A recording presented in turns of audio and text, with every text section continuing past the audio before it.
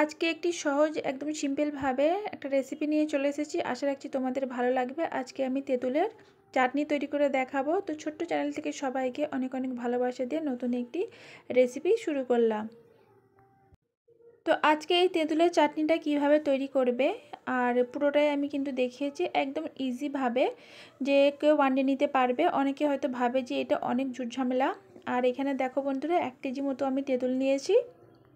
আর এখানে তেঁতুলটা দানা বালা ভিতরে বীজ আছে, বীজটা কিন্তু বের করিনি। আর এই গরম পানি দেওয়ার সাথে সাথেই দেখবে তেঁতুলটা খুব সুন্দরভাবে সিদ্ধর মতো হয়ে যাচ্ছে। আর শক্ত হয়ে থাকলেও কিন্তু এটা নরম হতে শুরু করে দেবে আর সুন্দরভাবে কিন্তু ভিজেও যাবে। এটা যদি সময় থাকে 1 ঘন্টার মতো রাখলেই দেখবে খুব সুন্দরভাবে তেঁতুলটা গরম পানির সাহায্যে ভিজে যাচ্ছে।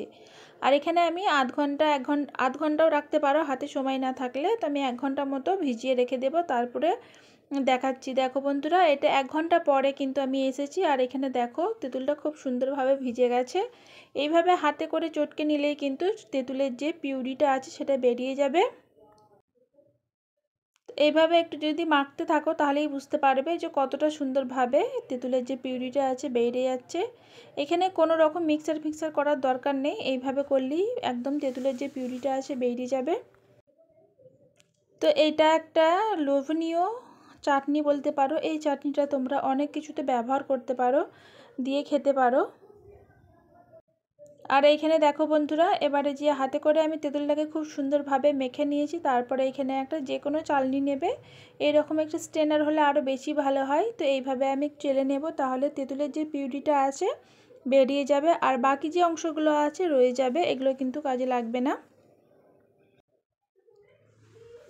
এরকম করে নিতে হবে, না হলে যখন মুখের মধ্যে থাকবে ভালো লাগবে না খেতে। তো অবশ্যই চেষ্টা করবে সুন্দরভাবে চেলে নিতে, এর মধ্যে কোনো রকম নোংরা না যায়।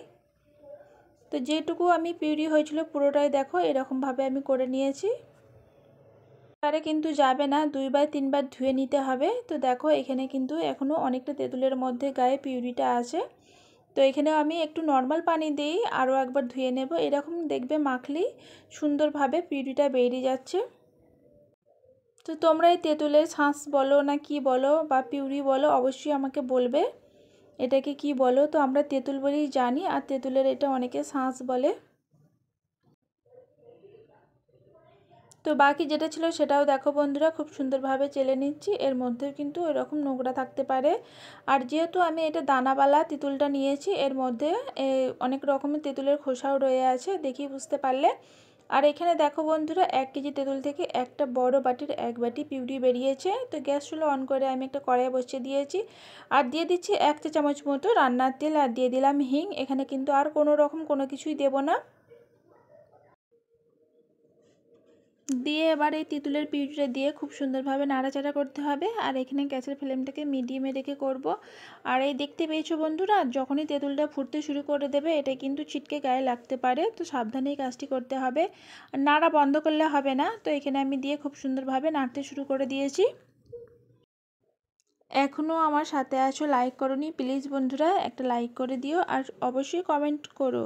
আর নতুন বন্ধু হয়ে থাকলে আমার চ্যানেলটিকে সাবস্ক্রাইব করে পাশে থাকা বেল আইকনটি অবশ্যই ক্লিক করো। ছোট্ট চ্যানেল থেকে তোমাদের অনেক অনেক ভালোবাসা। আর এইখানে দেখো বন্ধুরা, দিয়ে দিলাম 1/2 চা চামচ সাদা লবণ, দিয়ে দিয়েছি বিট লবণ। আর এখানে দিয়েছি 1 চা চামচ মতো দিয়েছি লঙ্কার গুঁড়ো, আর দিয়েছি ব্ল্যাক পেপার আর ভাজা ধনে গুঁড়ো দিয়ে ভালো করে মিশিয়ে নিচ্ছি। এখানে কিন্তু এখনও একটু সময় লাগবে এই চাটনিটা বানাতে। তোমরা চাইলে এটা পাতলা করেও নিতে পারো একটু, তবে আমি এই চাটনিটা একটু ঘন করব। আর এখানে আমি দিয়ে দিচ্ছি গুড়। গুড়ের জায়গায় তোমরা চিনিটা দিয়ে করতে পারো, তবে এই চাটনিটা গুড় দিয়ে করলে বেশি ভালো লাগবে খেতে। আমারই কথা বলতে বলতে লোভ লেগে যাচ্ছে চাটনিটা দেখে। তো যাই হোক, তোমরা অবশ্যই এইভাবে করে দেখো। আর এই চাটনিটা তোমরা বছর জুড়ে সংরক্ষণ করে রাখতে পারবে, নষ্ট হবে না কো। আর এখানে দেখো গুড়টা খুব সুন্দরভাবে মেল্ট হয়ে যাচ্ছে। আর আমি এখানে গুড়টা খুব বেশি দিইনি, মিডিয়াম দিয়েছি। তোমরা যদি আরেকটু মিষ্টি ভাব খেতে পছন্দ করো তাহলে গুড়ের মাপটা একটু বেশি দিয়ে দেবে, তাহলে দেখবে মিষ্টি একটু বেশি পাবে। তো আমি ঝালটা একটু বেশি দিয়েছি, আর টক ঝাল মিষ্টি সবগুলোই ব্যালেন্স করবে। আর মিষ্টির ভাগটা একটু কম দিয়েছি। আর এইখানে দেখো বন্ধুরা খুব সুন্দরভাবে তৈরি হয়ে গেছে। তো গ্যাসটা বন্ধ করে দিয়েছি। তো এবার ঠান্ডা হয়ে গেলে যে কোনো জারের মধ্যে ভরে সংরক্ষণ করে রাখতে পারো। এখনও অবধি আমার ভিডিও জুড়ে সঙ্গে আছো, তোমাদেরকে জানাই অসংখ্য ধন্যবাদ। আর বেশি বড় করলাম না, এখানেই শেষ করলাম। টাটা।